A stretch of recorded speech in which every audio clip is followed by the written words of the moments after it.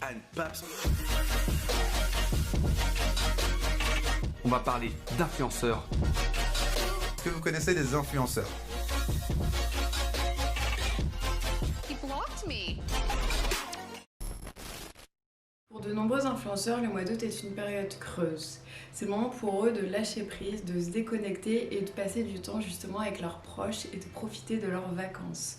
On sait à quel point il est difficile de se déconnecter des réseaux sociaux, de peur de manquer un mail, une demande de partenariat ou alors carrément que les abonnés oublient votre compte. Du côté des influenceurs, c'est aussi compliqué de délaisser les réseaux sociaux puisqu'ils ont quand même l'habitude de partager tout leur quotidien tout au long de l'année.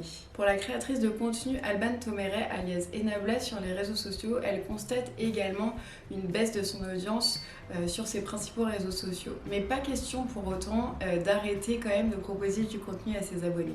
Moi, je publie toujours, toute l'année au maximum, j'essaie, mais je vois quand même une différence entre, le contenu qui est publié, pendant l'été. Alors c'est assez, bizarre parce qu'il y a beaucoup de gens qui ont l'impression que parce que c'est l'été, les gens sont en vacances, donc ils vont tous être sur leur téléphone et que du coup, ça va super bien fonctionner et moi, je suis pas du tout d'accord, enfin ou en tout cas, c'est pas ce que je ressens sur mon contenu, parce que je me rends compte qu'en fait, bah, les gens, ils ont autre chose à faire que de regarder, des vidéos sur YouTube toute la journée, que, d'être sur Instagram toute la journée. Ils profitent en famille, entre amis et cetera et ils ont bien raison. Mais du coup, c'est vrai que moi, je trouve que le contenu est moins vu, l'été. Mais après, par contre, à partir de septembre, ça repart, très, très bien. Et finalement, ça correspond assez bien parce que de toute façon, au mois d'août, il y a énormément d'agences ou de marques, qui ferment leurs bureaux. Donc de toute façon, c'est un peu un mois très creux. Et par contre, en septembre, tout repart pour la rentrée. Donc en général, c'est vrai que le mois d'août, il est assez creux. Enfin, moi, c'est pas le mois sur lequel je compte, hein.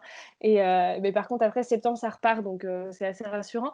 Mais c'est vrai que je trouve qu'on baisse quand même en termes de nombre de vues, que ce soit de mon blog ou même les impressions sur Instagram. Je vois à chaque fois une différence quand même parce que bah, les gens, je pense, ont moins le temps d'être sur internet, quoi.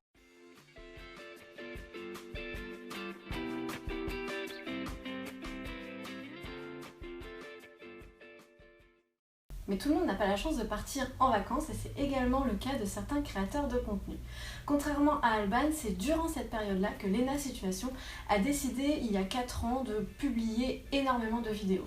Il y a 4 ans donc, elle travaillait à Paris et elle avait quand même eu quelques jours de vacances et elle avait décidé de vlogger tout son mois d'août et de créer ce qu'on appelle aujourd'hui les vlogs d'août. La plupart de mes youtubeurs préférés sont des daily vloggers et j'en avais marre de regarder leur contenu en rêvant de faire la même chose et de ne pas le faire. Maintenant, j'arrête d'y penser et je le fais. Pendant le mois d'août, je posterai une nouvelle vidéo chaque jour. Putain, il y a un pigeon à côté de ma caméra. Dégage, chétane. Non mais dégage, pigeon. Quelle horreur. Pendant le mois d'août, je posterai une nouvelle vidéo chaque jour. Dans 3 jours, je suis en vacances, donc je vous propose qu'on passe tout l'été ensemble. Qu'est-ce que vous en pensez ?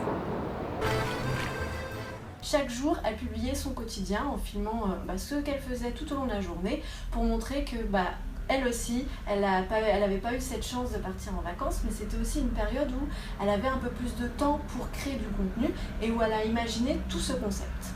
Et elle a très bien fait de créer du contenu en plein mois d'août puisque au début du mois d'août, je pense qu'elle était, si mes souvenirs sont bons, elle était à quelques milliers d'abonnés et à la fin, elle avait réussi à réunir plus de 10 000 personnes. Et au fur et à mesure des mois jusqu'à aujourd'hui, elle a réussi à se créer une très grosse communauté et aujourd'hui, elle a plus d'1 million d'abonnés. Donc cet exemple vous montre que même en période creuse, il peut être pertinent de publier du contenu pour augmenter sa communauté. Car tout le monde ne part pas en vacances, certaines personnes restent chez elles et donc sont en demande de contenu pour se divertir, pour passer le temps. Il y a aussi moins de contenu proposé, donc il peut être plus facile de se démarquer avec du contenu original à publier sur les réseaux sociaux. 4 ans plus tard, les vlogs d'août existent encore, mais ils ont très évolué. L'année dernière, par exemple, il y a eu un générique qui a été créé et Lena Situation a collaboré avec la marque DCM Jennifer pour, en même temps que les 15 premiers vlogs, donc les 15 premiers jours d'août, un t-shirt soit présenté aussi chaque jour à sa communauté. Cette année encore, elle a décidé de réitérer un petit peu le même partenariat puisque tout au long du mois d'août, va y avoir aussi un t-shirt qui va être proposé en même temps que la publication des vlogs. Et généralement, c'est des t-shirts avec des slogans qui lui tiennent à cœur, qui lui correspondent et qui sont un peu en lien avec ce qu'elle partage dans ses vlogs tout au long du mois d'août. Publier du contenu en août, c'est aussi la stratégie qu'a décidé de mener en 2018 Bilal Hassani. Il était également sur Paris et il n'a pas eu la chance de partir en vacances, donc il avait décidé cette année-là de publier du contenu original sur YouTube et d'être assez présent. En l'espace d'un mois, il a gagné plus de 400 000 abonnés et il apparaissait aussi régulièrement dans les vlogs de Lena Situation qui, elle aussi, n'était pas partie en vacances. Et donc, grâce à la communauté que Lena commençait à développer et puis grâce aux contenus originaux que les deux créaient, ils ont réussi à développer encore plus leur communauté en plein mois d'août, alors que généralement, les personnes ne sont pas forcément derrière leur écran pour suivre un peu les aventures de chacun des youtubeurs. Et lors d'un événement organisé par Stratégie dans lequel Bilal Hassani était interviewé, il a dit une phrase qui résume parfaitement l'idée que je souhaite partager avec ces deux exemples. Il a dit « Il y a un vrai public, une vraie audience en août », pour reprendre exactement ces mots. Pour certains, il est pertinent de publier de façon habituelle pendant la période de l'été, pour d'autres non. Alors pourquoi justement est-il pertinent de choisir cette seconde option ? On a un public plus restreint qui en demande. On a besoin de divertissement puisque forcément c'est les vacances et aussi on peut proposer du contenu varié, original avec une vraie personnalité. L'audience suit les personnages d'une série, leurs aventures, leur quotidien. Il faut savoir raconter son histoire avec honnêteté pour que les gens soient engagés et reviennent, pour reprendre les propos de Bilal Hassani.